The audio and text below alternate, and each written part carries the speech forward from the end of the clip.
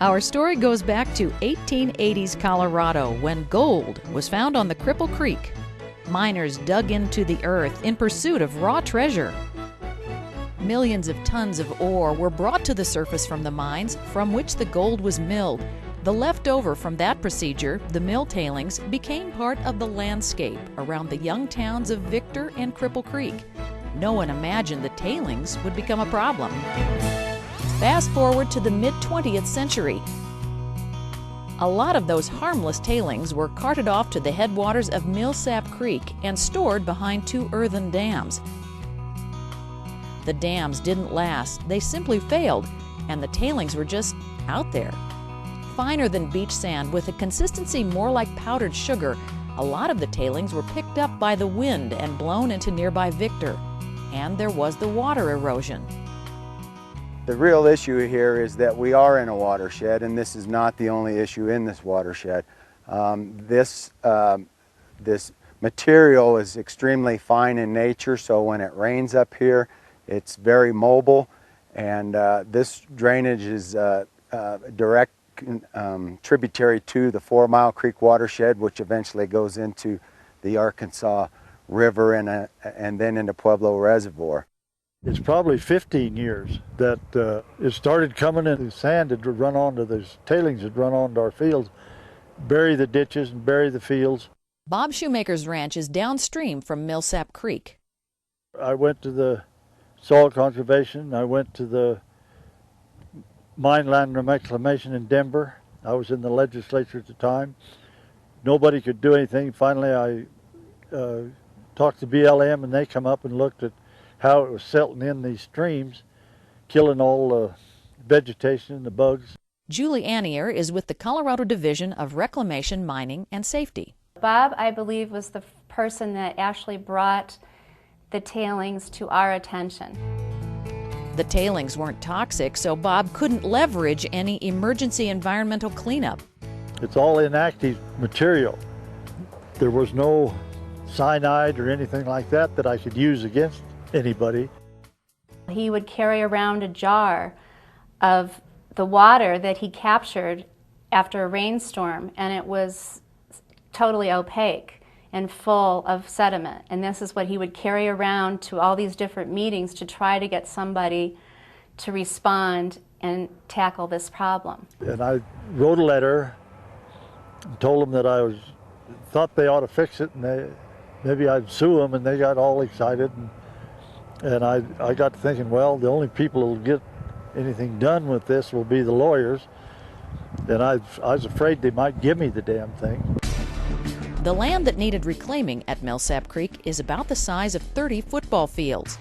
Gullies 80 feet deep had formed where runoff water had eroded the tailings. The dramatic look of the unstable canyons would draw people to the edge, creating a serious public safety hazard. So the reclamation plan called for using the material, the surrounding material, to push it into those gullies. So the whole project involves moving about 1/3 of a million cubic yards of sand to create the final shape. Basically domed on the top so that it would shed water. And then we're covering that with approximately 50,000 cubic yards of material that was donated by Cripple Creek and Victor Gold Mine Company. For 6 years, reclaiming Millsap Creek was on Julie's to-do list. Every year, I was just short the money that I needed to do the preferred reclamation alternative, and then it would become more and more costly every year that we would wait.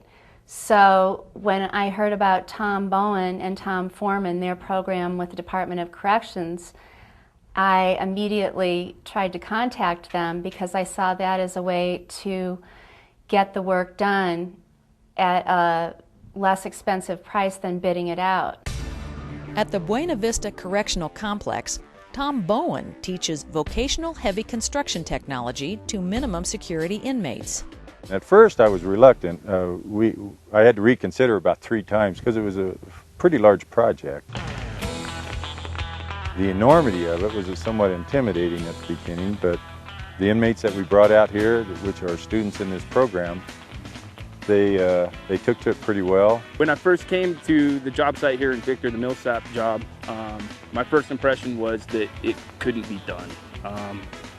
It looked like the Grand Canyon, and it just seemed like a huge amount of tailings that had to get moved to complete this job. Julie and her colleagues accepted that the inmate crew would require a learning curve lasting about a month on all the equipment. Each man learned each machine by taking turns on them, from bulldozers and heavy hauling trucks to excavators and even a water truck. It actually has helped us, the vocational program, enormously in the fact that there's a lot of seat time in the equipment and a lot of learning opportunities for them. I started meeting each inmate individually, and so I'd go around to each piece of equipment and talk to each guy and kind of got to know all the guys individually.